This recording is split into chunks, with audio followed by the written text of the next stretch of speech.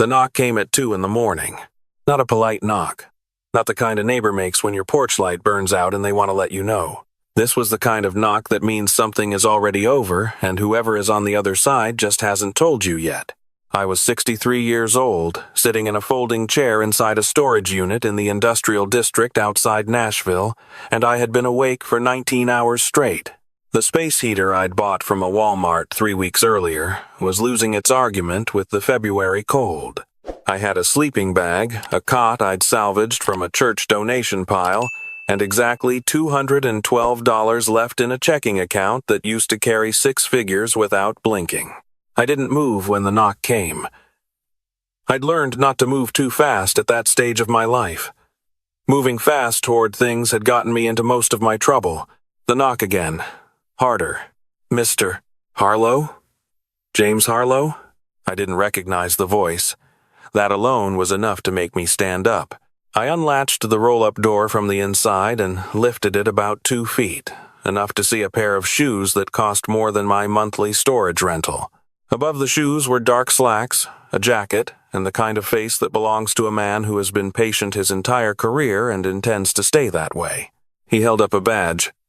"Federal! I'm not under arrest," I said. It wasn't a question. I'd been saying things that weren't questions for the past 8 months, ever since my wife and my business partner had decided, apparently together, that my presence in my own life was no longer required. "No, sir," the man said. "We've been looking for you for a while, Mr. Harlow. May I come in?" I almost laughed. Nobody had asked my permission to enter anywhere in a very long time. Let me tell you about the man I used to be, because you need to understand what was taken before you can understand what came back. For 31 years, I ran a structural engineering firm out of Nashville. Not a flashy business, not the kind of company that gets mentioned in magazines. We designed load-bearing systems for commercial buildings, bridges, industrial facilities. Unglamorous, necessary work. By the time I was in my late 50s, the firm employed 44 people, carried no debt, and generated about $4.2 million in annual revenue. I had built it from a drafting table in my garage when I was 32 years old with nothing but a professional license, a used computer, and a stubbornness my mother had always called my worst quality. My wife and I had been married for 26 years. I want to be fair. I want to give her the space that fairness requires. She was a good mother to our 2 sons. She kept a house that felt like a home. For the first 15 years or so, we were a team in the way that couples are when they're young and poor and building something together. She worked as an office manager at a dental practice. I worked 70 hours a week. We shared a dream the way people do when they don't yet know how differently they'll define it once it arrives. What I know now is that somewhere around the 15th year, she stopped seeing what we were building and started seeing only what she didn't have. I can't tell you exactly when it happened because I wasn't paying close enough attention. That's the honest answer, and I've made my peace with it. I was always working, always somewhere in my head with load calculations and client proposals and the slow machinery of keeping a business alive. She was there. I knew she was there. I just wasn't always present with her there, and that's a different thing. My partner came into the firm about 8 years before all of this. He had a finance background, sharp instincts for contracts, and a personality that filled rooms in the way mine never did. I was the technical mind. He was the front of house. We complemented each other well, or so I believed. His name was David. I called him my partner. My wife called him something I wasn't supposed to know about. I found out on a Tuesday. The way most people find out these days, which is to say not at all elegantly. My wife had left her laptop open on the kitchen counter, and I was looking for a charger, and I saw his name in the subject line of an email, and something in the way the subject line was phrased made me stop. I'm not going to describe what I read in that email. There are some things a man carries that he doesn't put into words, even later, even when the worst is over. What I'll say is that by the time I finished reading it, I was sitting on the kitchen floor, and I don't remember sitting down. What they'd been doing wasn't new. That was the part that hit hardest. The email referenced things from 3 years earlier. 3 years, while I was at the office. While I was reviewing contracts and managing payroll and building the thing we had both told me was our shared future. I confronted her that evening. She didn't deny it. She also didn't apologize, which told me more about where we actually stood than anything she could have said. She told me she'd been unhappy for years. She told me I'd never really been present. She told me she'd spoken to an attorney, not an attorney. She used his name. She said she'd spoken to David's college roommate, a man named Patterson, who specialized in business and marital asset division. She had spoken to David's college roommate. I sat across from my wife of 26 years in our kitchen in the house I had bought and paid for, and I watched her tell me that the man she'd been seeing behind my back had already arranged legal counsel for her divorce. I went to the office the next morning, thinking I would confront David there. I lasted about 40 minutes before he sat me down in the conference room and told me that he had, over the past 2 years, quietly accumulated enough of a stake in the firm through side agreements and deferred compensation arrangements that he had effective operational control. I had trusted him completely. That was the mechanism. I had signed documents he'd put in front of me over the years because I trusted him the way you trust someone you have worked beside for nearly a decade. I hadn't read everything carefully. I hadn't had my own attorney review the partnership agreements when they were revised. I was an engineer, not a lawyer, and I had behaved like one. The divorce proceedings moved fast. Patterson, my wife's attorney, was aggressive in a way that suggested he had been planning this for longer than I understood. He challenged the premarital value of assets. He argued that my wife's emotional labor had been foundational to my ability to build the firm. He subpoenaed financial records going back 15 years. My own attorney was decent, but outgunned. I could see it in his face during the early hearings. He was a general practitioner who handled divorces along with wills and property closings. I should have found a specialist. I should have done a lot of things differently. I know that now. By the time the settlement was finalized, I had lost the house, lost my equity stake in the firm I had founded, and walked away with a payment that covered about 6 weeks of what my life had cost before all of this started. David kept the firm. My wife moved into the house I had built my life inside of. Patterson apparently celebrated with a bottle of something expensive, based on what I heard later from a former employee who still felt bad about what happened. My younger son called me. My older son didn't, and still hasn't, and I've learned to leave space for that too. I had my truck, my tools, and a storage unit I'd rented on a month-to-month basis outside of town. That was it. The first month I stayed in a motel that charged by the week. The second month I started to understand what the numbers actually meant, which is to say I started to understand that they weren't going to last. My 401k had been partially liquidated as part of the settlement. What remained was subject to penalties if withdrawn early, and I was not yet at the age where that became irrelevant. My attorney had not fought hard enough on that point, and I had been too stunned during those proceedings to push back the way I should have. By the third month, I was doing something I hadn't done since I was 22 years old, which was worrying about whether I could make rent. By the fifth month, I wasn't. The storage unit became my address. I am not going to tell you that I adapted to it gracefully, because I didn't. I am 63 years old and I have a bad knee, and I spent the better part of 2 months being furious about everything before the fury ran out and something quieter took its place. Not acceptance. Not quite. More like the particular kind of stillness that comes when you've burned through every other option. I took contract work where I could find it. Reviewing plans for small residential builders, the kind of work that pays a fraction of what I'd been worth 18 months earlier. I ate badly. I slept poorly. I avoided people I'd known professionally because I didn't have the language yet for what had happened to me, and I wasn't ready for their sympathy, which I knew would feel like a different kind of humiliation.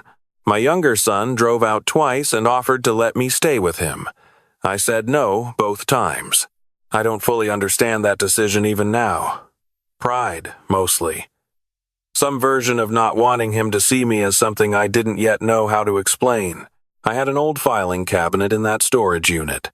I'd brought it with me from the office the day I cleared out my things, mostly out of habit. Inside it were 30 years of project files, correspondence, technical drawings, paper records from before everything moved to digital.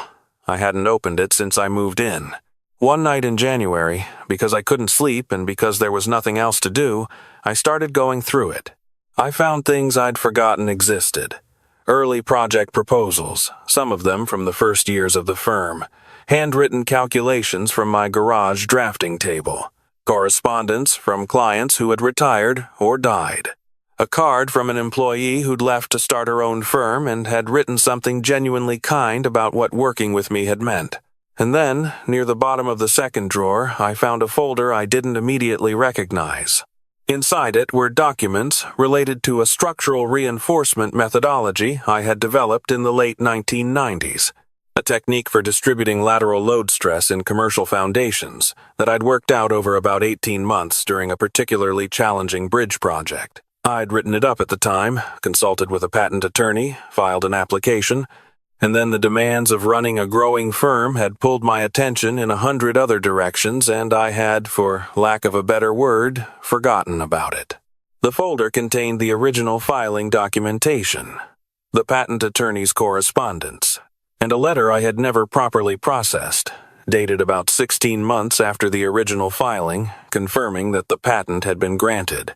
I sat in that folding chair in my storage unit at 2 a.m, holding a piece of paper confirming that I owned a patent I had completely forgotten about, and I tried to remember whether I had ever assigned it to the firm. I hadn't. I was almost certain I hadn't. Because the firm had been structured as a partnership by the time the patent was granted, and I would have remembered the conversation about assigning IP to a shared entity. That conversation had never happened, because I had forgotten the patent existed, which meant that the patent, if it was still active, if it had not lapsed for failure to pay maintenance fees, belonged entirely to me. Not to David. Not to the firm. To me personally, predating my marriage, predating the partnership, belonging to nothing that had been subject to any settlement. I didn't know what the patent was worth. I had no way of knowing that night. It was an obscure methodology in a technical field. It might be worth nothing. It might have been superseded by better approaches over the past 25 years. But it was mine. I started making calls the next morning.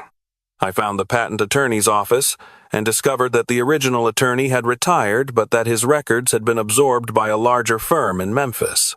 I explained my situation to a young associate who sounded skeptical but agreed to look into the file. 3 days later, she called me back and her voice had changed. The patent was still active. The maintenance fees had been paid, and here was the thing I hadn't known: they had been paid not by me, but by a company. A large engineering and construction conglomerate based in Texas that I will not name here because there is litigation still working its way through the system. They had been paying the maintenance fees for 11 years, which meant they had known about the patent, which meant someone at that company had looked it up, evaluated it, and decided it was worth keeping alive without ever contacting me. My wife's attorney, Patterson, the man who had been her lawyer through the divorce, had previously worked for that company's legal division for 6 years. Before he went into private practice, the associate in Memphis was very careful in how she framed what she said next. But what she was telling me was that there was a possibility, which she was not in a position to evaluate, that someone had known about this patent before the divorce proceedings and had structured those proceedings in a way that ensured it was never surfaced as an asset. I asked her what the patent might be worth. She said she couldn't give me a number, but she said it carefully, the way people say things when the number is large. That was the night the federal agent knocked on my door. I stood back from the roll-up door and let him in. He had to duck slightly. He looked around the storage unit with the practiced neutrality of someone who has seen people living in worse places and does not consider it his business to have an opinion about it. His name was Caldwell. He showed me credentials from an agency that deals with intellectual property fraud and corporate espionage. He sat on the edge of my cot because there was nowhere else to sit, and he put a folder on his knee. He asked me when I had last been in contact with the Texas company. I told him I had never been in contact with them. He asked me if I was aware that my patent had been incorporated into a proprietary construction methodology that the company had been licensing to contractors across 12 states for the past 9 years. I told him I was not aware of that. He looked at me for a moment, not unkindly. "Mr. Harlow," he said, "we've been trying to locate you for several months. You're not easy to find when you're not paying rent anywhere." "I've had some difficulties," I said. "I understand that." He opened the folder. "Are you aware of the estimated revenue generated by that licensing program over the past 9 years? He turned the folder so I could see the number. I have a good relationship with numbers.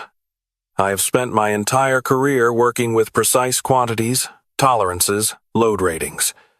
Numbers don't usually affect me the way they affect other people. That number affected me. That's the revenue they generated," Agent Caldwell said. "Not your damages, not what you're owed. That's what they made." His voice was steady and professional, and I noticed that his hands were not. "We've been building a case against the company for 11 months, he said. "Patent infringement, fraudulent concealment of prior art, potential conspiracy charges relating to the divorce proceedings and the asset structuring." He paused. "We believe several people knew about this patent before your divorce was filed. We believe it was deliberately kept out of discovery." I looked at the number again. "Mr. Harlow, do you have legal representation currently?" "I have a general practice attorney in Nashville who handled the divorce," I said. "You need an IP litigation specialist," he said. "We can provide you with several names of firms that handle cases of this complexity. I want to be clear that the federal investigation is separate from any civil claims you may have, but the civil claims are significant, and the evidence we've developed in the course of our investigation would be available to your counsel through appropriate channels." He stood up.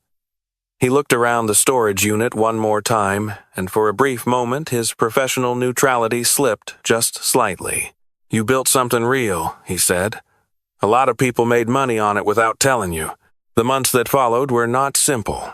I want to be honest about that because I've heard these stories before, and they always seem to skip over the part where things are still hard even after the moment of revelation. The truth is that having a legitimate legal claim and having money in your pocket are not the same thing, and the gap between them is filled with depositions and motions and discovery processes that grind forward at their own pace, regardless of how cold it gets inside a storage unit at 2 in the morning. I called my younger son. I told him what was happening. He drove out the next day with a truck full of things I hadn't asked for but genuinely needed, and he didn't say anything about the cot or the space heater or the 2 months of mail piled next to the filing cabinet. He just started helping, and I let him, which was its own kind of progress. I found the IP litigation firm that Agent Caldwell had recommended. The lead attorney was a woman in her late 40s who had the specific quality I most needed at that point, which is that she was angrier about what had happened than I was. She reviewed the patent documentation, the maintenance fee records, Patterson's employment history, and the structure of the divorce settlement, and she said a word I will not repeat here but that accurately described what she was looking at. The civil case moved alongside the federal investigation in the way that parallel processes do, each informing the other, each generating new material that fed back into the other. Patterson's prior relationship with the company became central. David's knowledge of the patent had emerged through discovery that he had found the original filing documents during a records audit of the firm 2 years before the divorce became central. My wife's communications with both of them during the period before she confronted me became central. I am not going to give you the final number from the settlement because there are confidentiality provisions that I have agreed to and intend to honor. What I will tell you is that the number was sufficient to make the attorneys on the other side of the table visibly uncomfortable when it was put in front of them, which is a form of satisfaction I had not anticipated but found that I appreciated deeply. David lost the firm. Not through the litigation directly, but because the firm's largest clients, once the nature of the federal investigation became public, found reasons to seek other vendors. Some things collapse from the outside, some collapse from within. The firm collapsed from both directions simultaneously, which I am told is relatively rare. Patterson lost his license. I didn't push for that specifically. It happened through the Bar Association's own process. once the evidence from discovery became available to them. I heard about it secondhand from my attorney, who delivered the information with the same careful neutrality she applied to everything. I did not celebrate. I noted it and moved on. My wife kept the house. That was part of the original settlement, and I did not seek to revisit it, partly for practical reasons and partly because I had come to understand that the house wasn't what I had been mourning. I had been mourning the life I thought was inside it, which had not been there for a long time before the divorce. I'll tell you something about being 63 and starting over that nobody tells you when you're younger. It is not the same as starting over at 32. It is harder in the obvious ways, the body, the energy, the compressed runway, and it is easier in ways that took me a while to recognize. At 32, I built the firm because I needed to prove something. I needed to prove it to my father, who had told me I was too cautious to ever run my own business. I needed to prove it to the market, which had no particular reason to take a chance on a young engineer with no track record. I needed to prove it to myself most of all. At 63, I have nothing left to prove to anyone. I bought a house in a town about 40 miles from Nashville, smaller than the house I lost, better light in the morning. A garage that I am in the process of converting into a real workshop, not a converted drafting space, but an actual place where I can build things with my hands, which is something I stopped doing somewhere in my 50s and have missed more than I knew. My younger son calls me on Sundays. My older son reached out last fall, not to apologize for the years of silence, but to say he wanted to talk. We've talked twice. We are not where we were, but we are somewhere, and somewhere is a start. I do some consulting now, not because I need to financially, but because it turns out I am not built for total stillness, and there are young engineers working on projects that benefit from 30 years of knowledge, and the exchange is good for both of us.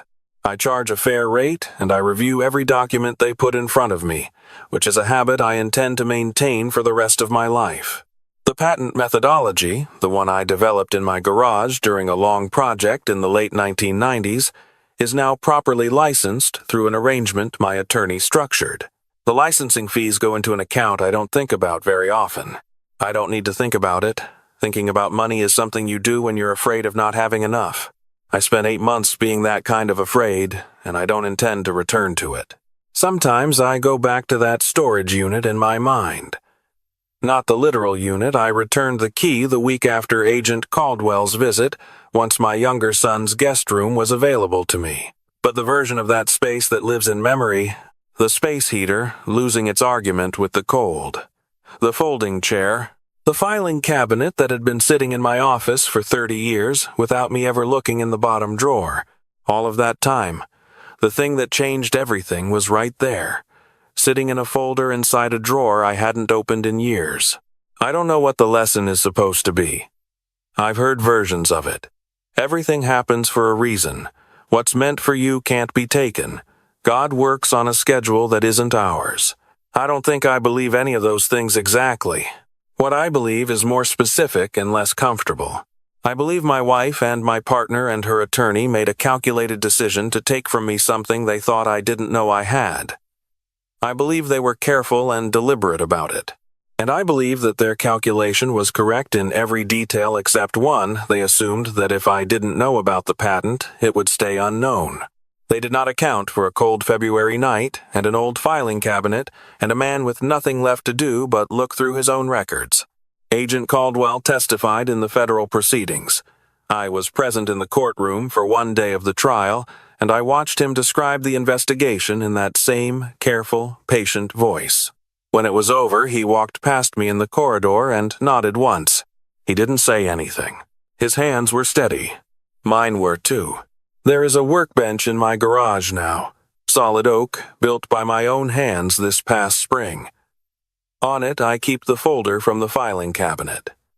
Not as a reminder of what was taken, as a reminder of what was mine all along, sitting quietly in the dark, waiting for me to find it. I found it. That's the whole story. That's all there is.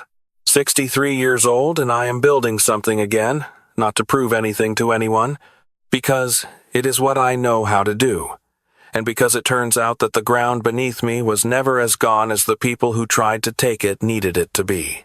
Start with what you have. Look in the bottom drawer. Stay in the room until you find the thing that belongs to you. It's usually still there.